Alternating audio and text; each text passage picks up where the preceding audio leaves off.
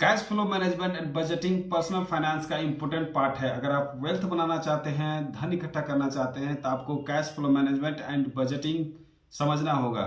What is cash flow? चलिए basic से शुरू करते हैं। अगर आपकी जेब में कैश सैलरी के रूप में, बिजनेस इनकम के रूप में या रेंटल इनकम के रूप में आता है तो वो आपके लिए कैश इनफ्लो हुआ। और जो भी आपके मंथली एक्सपेंसेस है, EMI, bills, need and want and shopping में खर्च करते हैं, वो आपके लिए कैश आउटफ्लो हुआ।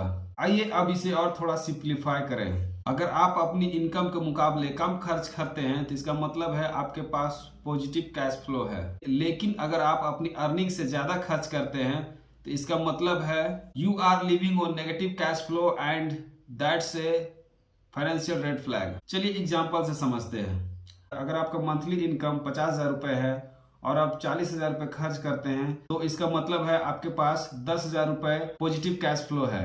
अब दूसरे सिनेरियो की बात करते हैं। अगर आपका मंथली इनकम 50,000 रुपए है और आपने 55,000 रुपए खर्च कर दिए तो इसका मतलब है 5,000 रुपए आपने बोरो किए या कहीं से क्रेडिट लिया, जो कि एक नेगेटिव कैश फ्लो को दिखाता है। यह दिखाता है कि आपको थोड़ी दिक्कत है। Now comes the solution, budgeting. आप अपने पैसों को खर्च करने से पहले जो प्लान बनाते हैं वो बजटिंग कहलाता है।